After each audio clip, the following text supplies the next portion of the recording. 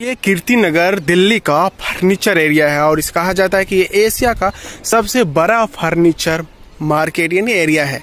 लेकिन इस माहौल में यानी कि लॉकडाउन और कोरोना के इस संकट में पूरा ये फैक्ट्री एरिया शांत पड़ा हुआ है। और सामने जो आप देख रहे हैं, जूम करके आपको दिखाते हैं, ये है मेट्रो स्टेशन।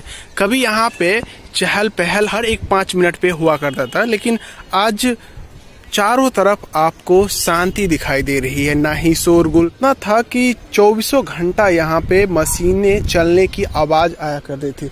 लेकिन अभी का जो वक्त है, यहाँ पे आपको इक्के दुक्के लोग ही दिखेंगे, क्योंकि जब लॉकडाउन हुआ था तो यहाँ से बहुत सारे लोग ऐसे थे जो अन्य प्रदेश के रहने वाले थे, वो पलायन कर चुके थे, यहाँ से जा चुके थे, चाहे वो पैदल हो, चाहे वो बस से हो, चाहे वो ट्रक के माध्यम से या ट्रांसपोर्ट के माध्यम से हो।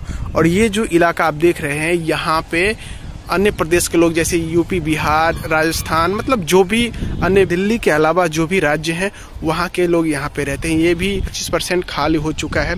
और नीचे चलिए आपको दिखाते हैं, ये जो आप जगह देख रहे हैं, यहाँ पे कभी कई सारे लोग एक साथ रहते थे, लगभग 10 लोग रहते थे। अभी सिर्फ उस बिल्ली के अलावा यहाँ पे कोई नहीं रहता। एक कबूतर भी वहाँ पे रहता था, लेकिन कबूतर को भी बिल्ली रानी ने खा लिए हैं। और ये देखिए, ये 5 महल का बिल्डिंग है जिसके ऊपर से मैं शूट कर रहा हूँ। और वो जो आप देख रहे हैं वो है हमारी मार्केट। हालांकि मार्केट उस साइड है, लेकिन अभी क्या है कि सोशल डिस्टेंसिंग का थोड़ा ज़्यादा महत्व है लॉकडाउन में। इस वजह से सब्जी के जो ठेला लगाते हैं वो भी थोड़ा 10 मीटर की दूरी पर लगाते हैं, जिस वजह से ये इन्होंने फैक्ट्री वाले एरिया में अपनी दुकानें लगाई हैं। और ये जितने भी दूर तक आपकी नज़र जा रही होगी वीडियो फुटेज माध्यम से, सोचिए सारे के सारे फर्नीचर यानी लकड़ी से बनने वाले वस्तु जो हैं उसकी फैक्ट्रियाँ हैं। और इधर जो मॉडल टाइप दिख रहे हैं वो उसकी दुकान है जिसमें वो बिकती है, यानी शोरूम जिसे आप बोल सकते हैं। और फिलहाल अभी मैं खड़ा हूँ और आपको दिखाता हूँ। ये तो इधर पानी का टंकी है और बाहर ये जो एरिया है, यहाँ पे भी कभी फर्नीचर का काम हुआ करता था। लगभग यहाँ पे भी 20 बंदे, मतलब 15+ बंदे रहते थे।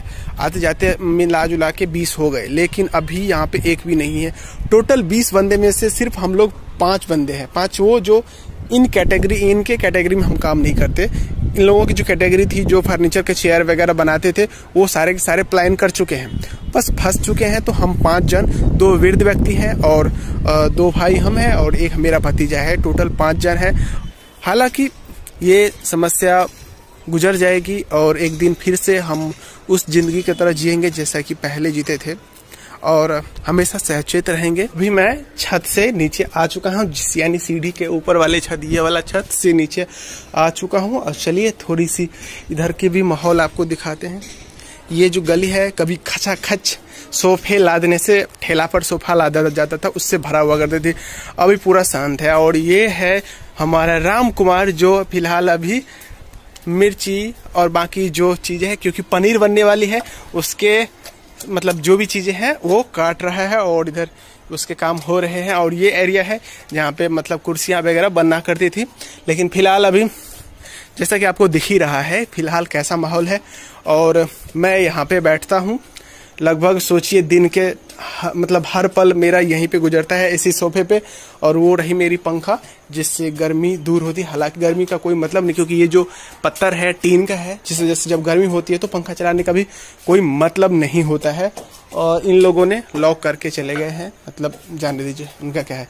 और इनके सारे सामान ऐसे ही पड़े हुए हैं, कोई खबर लेने वाला नहीं है। फिलहाल ये जो जगह देख रहे हैं, यहाँ पे उन लोगों का खाना बनता था। सोचिए कितनी तकलीफ से वो लोग बनाते थे। और चलिए आपको नीचे का माहौल दिखाते हैं। ये देखिए पूरा है ना सैर सपाटा, ये सारे के सारे दुकान है जो नीचे आप देख रहे हैं, सारे के सारे दुकान है। और लॉकडाउन का पालन करते हुए सारे बंद है। और जितने भी बंदे आपको दिख रहे हैं वो सारे कामगार हैं जो बचे खुचे हुए हैं। और जब रात होती तो पता चलता है कि यहाँ पर कितने बंदे बचे हुए हैं। मतलब हर एक, मतलब जो भी फैक्ट्रियाँ हैं वो 3 से 4, 5 महल की मतलब बिल्डिंग कह सकते हैं, मकान है। उनमें से एक मतलब फ्लोर पे लाइट जला करती है। लेकिन एक समय था जब उस फ्लोर के सारे मतलब उस बिल्डिंग के सारे फ्लोर पे लाइट जला करती थी। लेकिन अभी का जो माहौल है, मतलब सिर्फ एक फ्लोर पे, कहने का मतलब चौकीदारी के हिसाब से आप सोच ले कि एक बंदा कोई उस बिल्डिंग में रह रहा है, बाकी सारे के सारे पलायन कर चुके हैं।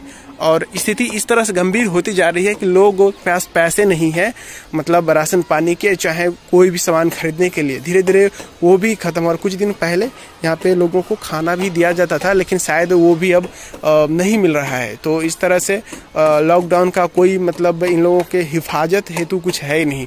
अगर सरकार मतलब कुछ इसके उपाय नहीं निकालती है तो लॉकडाउन तो में परेशान तो है ही, लेकिन लोग भूखे इतने परेशान है कि मतलब सोच रहे हैं जो भी हो हम अपने परिवार के साथ रहते तो ज़्यादा बेहतर रहता। चाहे कोई भी परिस्थिति हो, हर कोई चाहता है कि अपने परिवार के साथ रहे, और दुख सुख में मतलब सुख पहुंचाने के लिए तो हम प्रदेश आए हैं, लेकिन दुख की घड़ी में जब हमारे पास दुख है, उनके पास दुख है, तो क्यों ना हम बांट कर जिए। इसलिए गांव, हर कोई जानता है कि प्रदेश छोड़ के गांव जाने के बाद उनके पास पैसे नहीं होंगे, लेकिन फिर भी वो जानना चाहता है, क्योंकि इसका सीधा सा मतलब है कि वो नहीं चाहता कि वो अपनी परिस्थिति यहाँ अपनी उस समय को योगदान यहाँ पे दे जो उन्हें अपने परिवार वालों के साथ देना चाहिए। सरकार को भी सोचना होगा कि उन्हें अपने परिवार के पास सही सलामत पहुँचा दिया जाए। ऐसे आप क्या सोचते हैं, हमें कमेंट में ज़रूर बताइएगा। और अगर आप इस बारे में कोई राय रखना चाहते हैं तो ज़रूर शेयर कीजिएगा, थोड़ा दिल हल्का आपका भी हो जाएगा। और वैसे भी हम लोग अदर स्टेट में फंसे हुए हैं तो हमारा भी दिल हल्का हो जाएगा। सोचिए 24 घंटे में सिर्फ एक दो बंदे का चेहरा देखना मतलब जेल से भी बदतर लगता है, लेकिन जिस तरह से माहौल है कहीं न कहीं ये हमारे लिए सुरक्षित है, तो हम इसको कोई मतलब गलत नहीं ठहरा रहे। लेकिन जो जहाँ का है कहीं न कहीं उसे किसी न किसी विधि से वहाँ पहुँचा देना बेहतर रहता है। तो आप क्या राय रखते हैं ज़रूर बताइएगा। क्या सरकार को इस तरह के कदम उठाने चाहिए कि जो मजदूर फंसे हुए हैं उन्हें अपने घर तक जाने का हक है, चाहे वो क्वारंटाइन करके हो, चाहे आइसोलेशन करके हो, चाहे वो उसका रिपोर्ट निगेटिव आए, तब पॉजिटिव आए तो उन्हें रख लियो, कोई प्रॉब्लम नहीं है। जिनके पास निगेटिव आता है उन्हें तो जाने दीजिए किसी भी तरह से। चलिए मुझे लगता है मैंने कुछ ज़्यादा ही बोल दिया है। और सोशल डिस्टेंसिंग का हालांकि ये लोग कतई पालन नहीं करते हैं, कितना भी समझा लो आप। मोदी जी ने ताली बजाने के लिए मतलब अभिवादन व्यक्त करने के लिए बोला था तो लोग एकजुट होकर झुंड बनाकर ढोल बजाने लगे थे। मोदी जी ने मोमबत्ती जलाने के लिए बोला था तो पूरा दिल्ली बम फटा के दिवाली बना लगे थे। तो ऐसे में सोशल डिस्टेंसिंग जो सामाजिक दूरियां हैं कभी मतलब मेंटेन होता नहीं है। तो सरकार को इस तरह के कदम उठाने पड़ेंगे कि लोग जहाँ से हैं वहाँ उनके घर तक उन्हें पहुँचा दिया जाए।